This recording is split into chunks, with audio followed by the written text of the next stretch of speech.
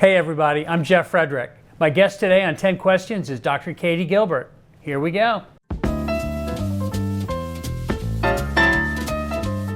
So, Katie, what do you do at Drury? And tell me your Drury story. Yeah, so I teach in the Department of Languages and Literature.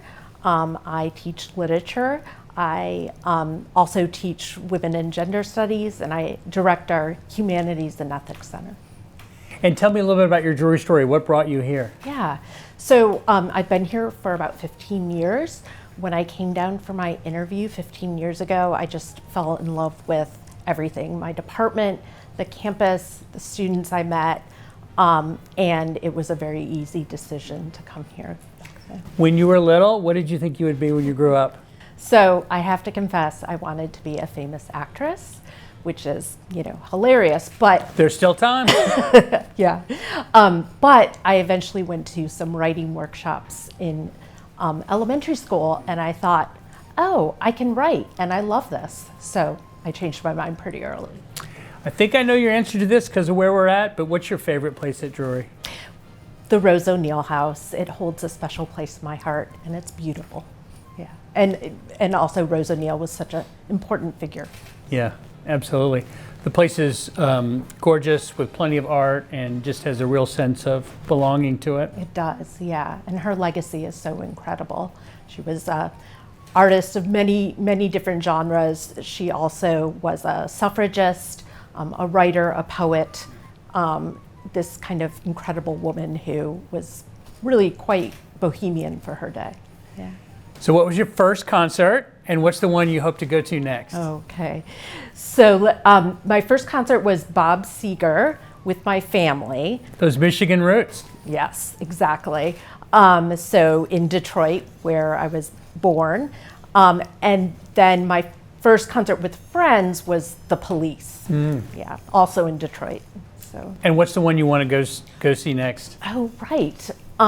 I would love to probably see Chapel Roan. Yeah. Tell me about somebody at Drury who really makes a difference. Both of my department chairs over the past 10 years have been extraordinary. So Kevin Henderson is the best chair anyone could ever ask for. He gives so much of himself to us as colleagues and to his students. He's also extraordinarily funny. And Jo Van Arkel, who was chair before him, she is also beloved, and they both kind of give so much of themselves to their colleagues, the university, and to students who adore them. Both Drury legends. Both Drury legends, and they're both actually hilarious. That's great. So if you're stranded on a desert island, what's the food you're going to miss the most? Greek food. I have just always loved Greek food. I think I could eat Greek food every day, all day. And I actually got to take students to Greece about 6 years ago. So I did get to eat it all day, every day. That's great. What's the most surprising thing you think you've learned since you came to Drury? So I think because I came out of two major research universities, the University of Virginia and then the University of Wisconsin for the PhD, University of Virginia for the master's. I taught all through my graduate career, but I would have students in the classroom and then that was the one time and then they were gone. I was surprised at how incredibly, deeply I get to know some students and how much kind of I care about them in really important ways, and I care about what they do when they leave. So I didn't realize those types of relationships were possible. That's the Drury difference right there. Yeah, and you have them in class over and over again, and they're small, so I had no idea how transformative that would be. What's the best piece of advice you ever received?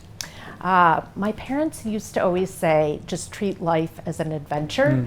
So take those opportunities, see where they go. If things go sideways, don't panic. That's also another adventure.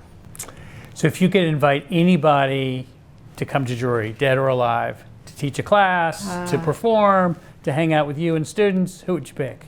So I would pick dead. Now that I know they can be dead, most of my authors are dead, 19th century. So I would probably pick George Eliot.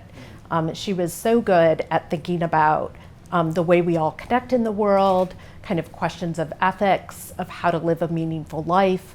I would bring her from the grave and have her come talk to us. That'd be great. So last question, what's the most interesting place you've ever traveled to? Spain. I lived with a family in Spain when I was 15, and then I went back my junior year of college and went to university there in Sevilla. Yeah. That's great. So, yeah. And that's 10 questions with Dr. Katie Gilbert. Way to go! You crushed it.